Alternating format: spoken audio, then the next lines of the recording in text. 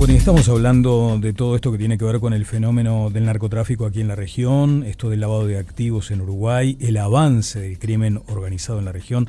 Basta, por ejemplo, Valeria, darse cuenta de cuánto ha cambiado, además, si se quiere, hasta la cultura narco, si es que hay una cultura de esa violencia desatada de manera increíble como lo que sucedió en la República Argentina. Exactamente. Y después acá, como se dice, balas que pican cerca, porque lo de Mónica Ferrero fue muy serio. Son estos fenómenos que además tienen larga data. El asunto es, de aquí para adelante, que hay un periodista que ha investigado muchísimo sobre estos asuntos y es Lucas Silva, al que tenemos ahora en contacto telefónico. Lucas, directamente asociado al nacimiento, digamos, a los grandes momentos de la diaria, y ahora, si se quiere, haciendo un poco de competencia, porque está en la Diaria Radio. ¿Cómo andas, Lucas? ¿Cómo te va? ¿Cómo andás, Daniel? Valeria, un gusto. Gracias por la comunicación. ¿Cómo andás, Lucas? ¿Qué estás viendo de todo esto? ¿Tenés alguna puntita de investigación? Porque después vamos a hablar un poco más de lo macro, ¿no? Y de ese Uruguay que lamentablemente parece ser como un hub en este momento. Sí, mirá, bueno, lo último que yo estos días estoy como un poco fuera del laburo cotidiano, pero sí, obviamente el domingo trabajamos bastante con la cobertura de lo que sucedió, que fue obviamente muy impactante para todos, no solo para los que seguimos más los temas, sino yo creo que fue un tema de alto impacto. Y ahora, bueno, lo último que vi hace un rato es que estábamos trabajando también con un compañero del diario, por lo menos intercambiando información de la formalización de una de las personas, la que estaba no directamente protagonizando el incidente, pero llegó hace un rato el mensaje de la Fiscalía de que había, de las dos personas detenidas, y uno formalizado, y es lo último, y bueno, y esperando después resultados de algunas pericias, de trabajo de investigación científica, tanto para saber un poco qué tipo de armas se usaron. Hay también algunos restos de una colilla de cigarro, algo que apareció en el lugar que va seguramente a aportar información para ver qué fue lo que sucedió el domingo madrugada. Claro. Creo que se extinguió, si se quiere, aquel debate que hasta hace un tiempo dábamos aquí también en los medios respecto a si Uruguay era un país de paso, era un país de acopio. ¿Vos cómo lo ves hoy considerando precisamente eso, ¿no? La logística aplicada al negocio narco, un puerto que parece todavía muy vulnerable, que por momentos parece perforado. Ya ahora vamos un poco más a lo regional, Lucas, que has trabajado mucho en eso. De hecho, hay una presentación ahora en los próximos días de un nuevo informe.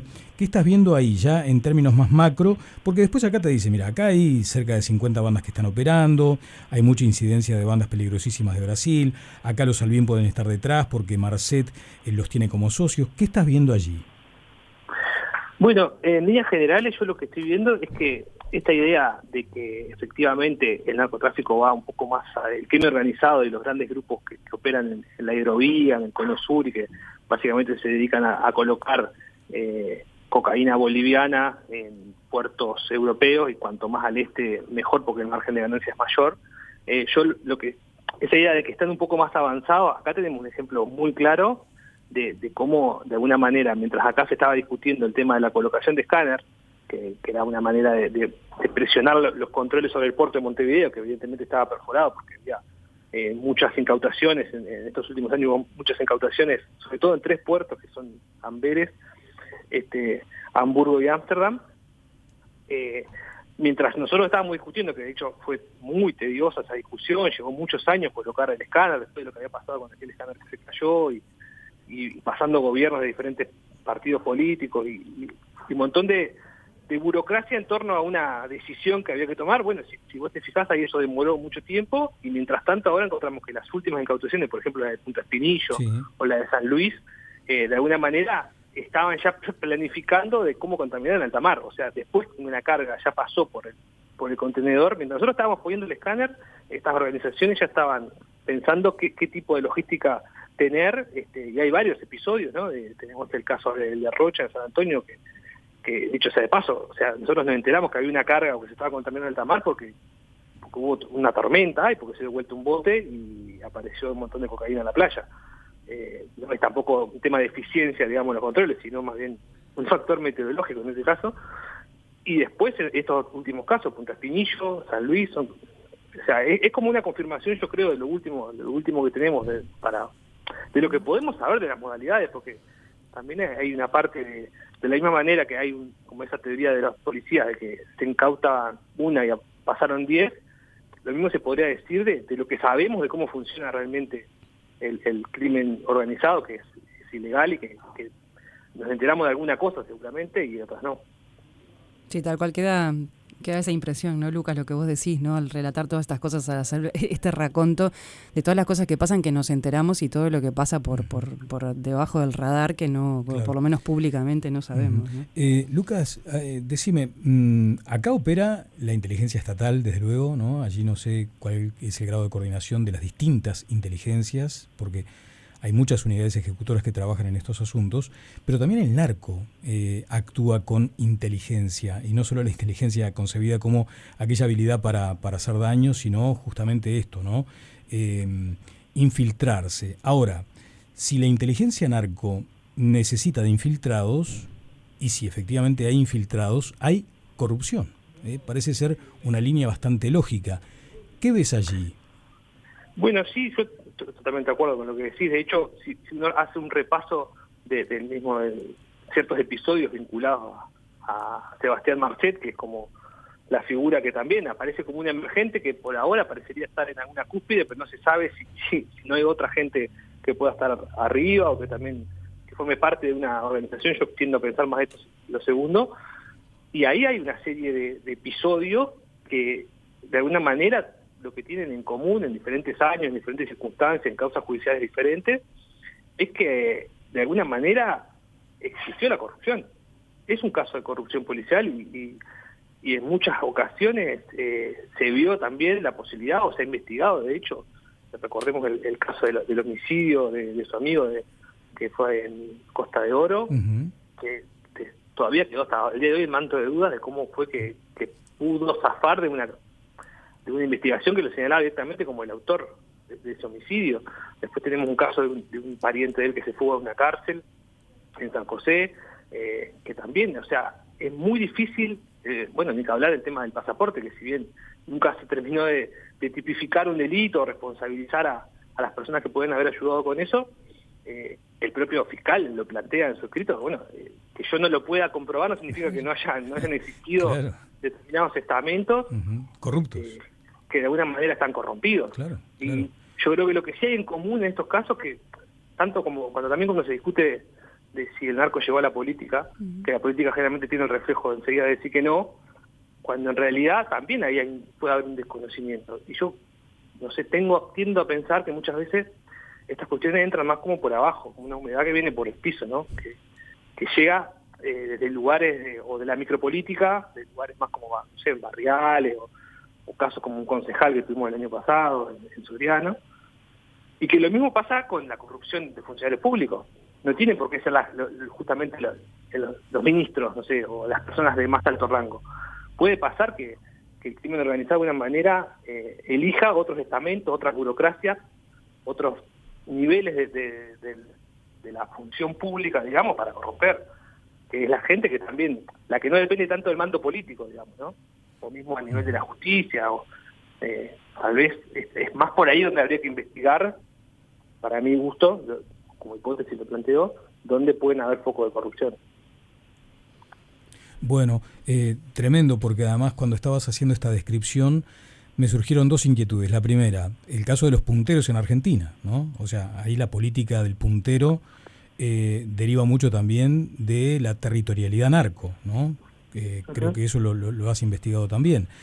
Y por otra parte, tenemos ese temor como sociedad de que efectivamente eso que lo vemos como la singularidad uruguaya de que acá no va a pasar, nos estalle en la cara como una granada, citando el caso de Ecuador.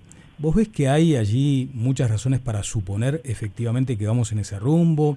¿Qué cuestiones hay que hacer? Porque hoy hablabas de las distintas velocidades, ¿no? El narco va a una velocidad que de pronto la política no tiene, y hablamos en términos parlamentarios, ahora se está votando, en principio se va a plantear una vez más esto de la ley de lavado de activos, hacer algunos ajustes. Pero ¿qué ves que hay que hacer para que no nos estalle esa granada en la cara?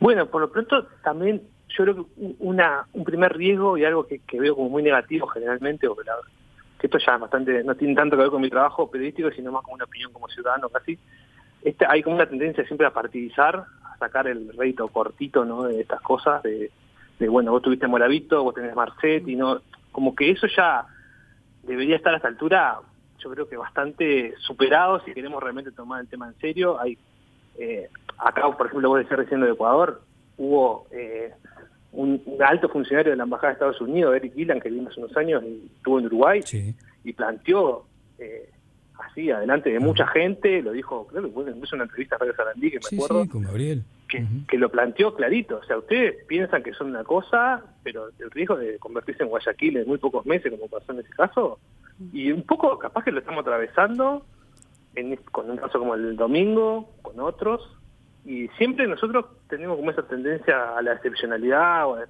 autopercibirnos como, no sé, como que somos distintos, que acá no pasa, y es parte del problema también ese. Tampoco para pasarse al otro extremo y decir, bueno, solamente ver lo negativo y no ver la fortaleza, pero también yo creo que hay un riesgo ahí de la cuestión de partidizar y pensar en el rédito como que estamos siempre en campaña electoral. Yo creo que ese es un problema. Después el otro problema sin duda es el lavado.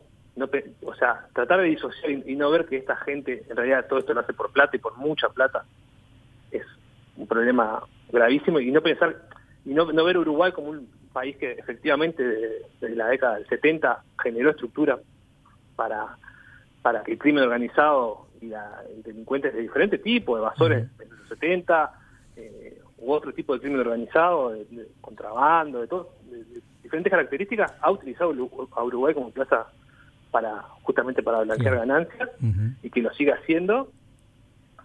Yo creo que también es parte, porque esto es por plata, obviamente, claro, y es por mucha plata. Sí, y no después ver esa otra parte también es complicado. Sí, todo. Después, la cárcel, por ejemplo, ¿no? El sistema carcelario, que también es un... Y bueno, volviendo a Marcet, monopolio. Marcet es una consecuencia de malas decisiones que se tomaron y que cayó en un momento, en un lugar donde hizo un montón de contactos. Exacto. Y hay narcos uruguayos que se han destacado en Europa, que consiguen muchos contactos, también es porque han conseguido vincularse en cárceles uruguayas con grandes narcotraficantes de la Grandeta o del PCC o de la mafia de los Balcanes. Pasa por ahí. Pasa por ahí también. Pasa por no tomar decisiones. Ahora estos días se habló mucho de los Salvín, y la propia Ferrero en muchas ocasiones advirtió del peligro de que la gente de esos pesados como estos tengan acceso a celulares. Exacto. Todo el mundo sabe que para acceder a celulares tiene que haber alguien que lo proporcione, alguien que cobre por Totalmente. Bueno, Lucas, ha sido un gratísimo placer hablar contigo. Te esperamos al regreso de tu viaje que tenés previsto por estas horas, y en todo caso seguiremos ahondando sobre estos asuntos. Te mandamos un abrazo desde acá. Bueno, muchas gracias por la comunicación y a las órdenes.